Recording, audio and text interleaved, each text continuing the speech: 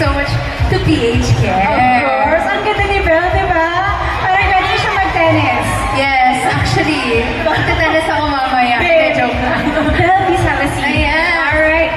Belle, my gosh. You know, we all know that you are constantly on set. You're traveling, you're rehearsing, you have new projects. I think we're all interested. Ano yung pinakamahaba mong araw recently? Actually, we started shooting kasi. Ooh. Yeah, so feeling ko yun. So endless hours of just standing up. And me kasi personally, ako yung tipong taong I have to do something all the time. Ganun din ba kayo? Like, parang mabilis kayo. Kunyari ako pagkasabay, mabilis ako mag-board. So, kailangan lagi yung may ginagawa. And so, recently, I've also been into running. Wow, Belle! Running! Yes. Kaya pa ba yan? Ang katawan mo sa dami mong ginagawa. It's fun, actually. It's really fun. It's a form of self-care for me. I love that. Self-care. Yes. But you were saying, no, long days. So you're into running also. So anong unang bumibigay sa araw mo? Is it like the hair, the makeup, yung sapatos? Parang lahat naman. Hindi, pero let's say running, siguro shoes. Shoes. Yeah. Ayun. Kasi nga, parang, syempre, you have to, kailangan pa mag-mold nung paa mo sa shoe, diba? Kailangan mo siyang i-ano, ano tawag doon? I-break it. Yes, i-break it. Tama. Guys, I was talking to Belle backstage. So she's really running now. Sabi nga niya, she's the type that has to keep doing things. So she's now running 5K, 10K. Can we give her a big round of 10K applause? pa lang yung longest, Sana tumagal. Sana tumagal, diba? But as we all know, March is Women's Month. So to all the women out here, happy Women's Month. Happy Women's Month, everyone. Happy Women's Month, Belle. And at PH Care, we understand that women, we experience discomfort. Everyone had to, push out of your comfort zone, and we grew. Siguro, now that I'm doing this new project, it's always something new, but it doesn't mean that it's a bad thing. Something new also is a good thing. And ayun nga, like getting to know my character more since we started shooting. Syempre, medyo nagkakapaan pa. But you know that you're there for the good and as long as you have your heart in it, I know it's gonna turn out well. You guys believe that Belle can do it in her new character? Absolutely! No, the pressure is on. But, like Belle, I'm sure you guys can relate.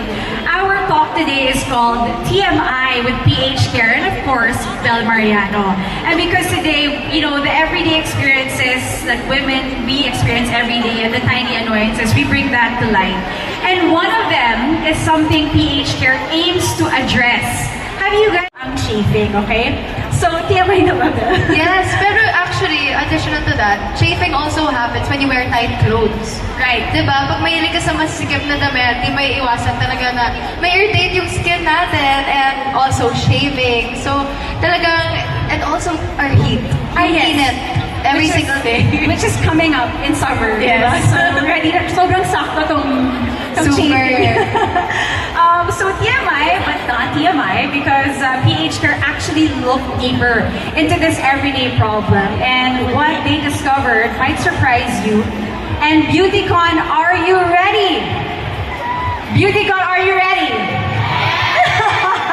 Because you have been chosen as the first ones to experience the first ever lightening anti-chafe cream in the market. Let's watch this.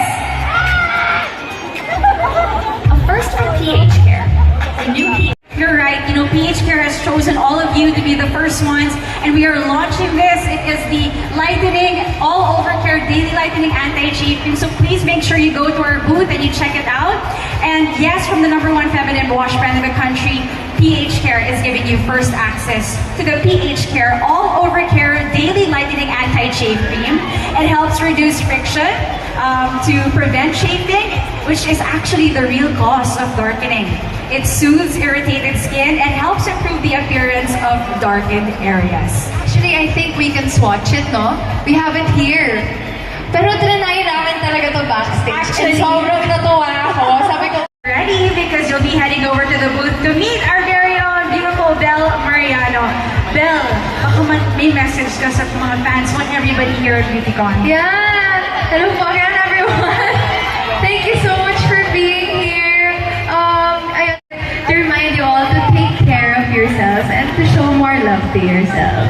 Thank you so much, everyone. Ladies and gentlemen, Miss Bel Mariano! Thank you po. Everybody enjoy Beauty Quad and please head over to our PH Care booth. This has been... Para din na kayo pipila. May stop po kayo.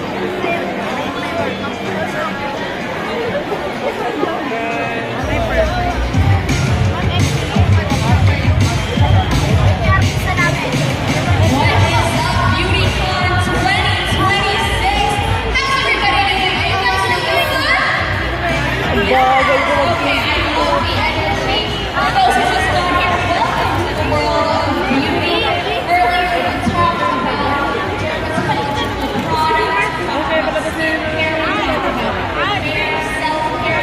But this time we are going to be talking about today.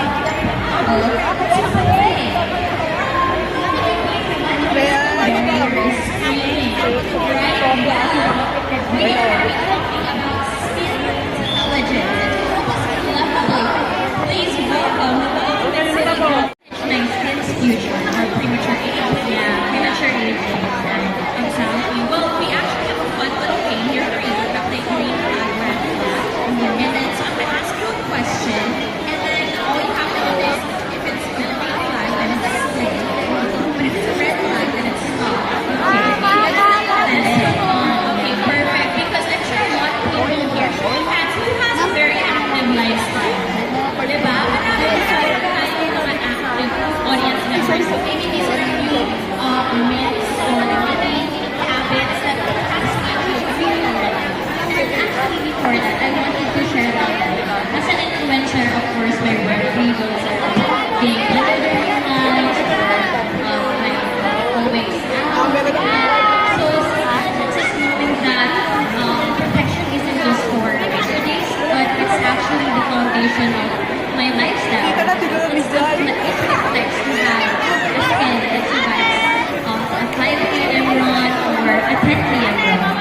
Exactly. And honestly, after being outside in the sun for 5 a.m. this means that you have a super late at night. Dapat lang impressive.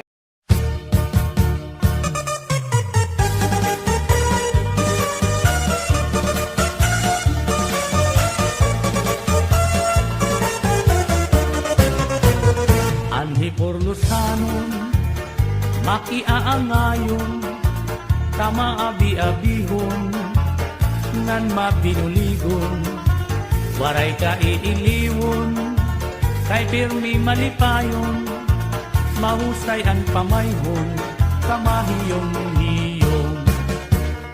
Anhi por Lusanon, makisasangkayon, diri kaarawdan, kay makisasayawon,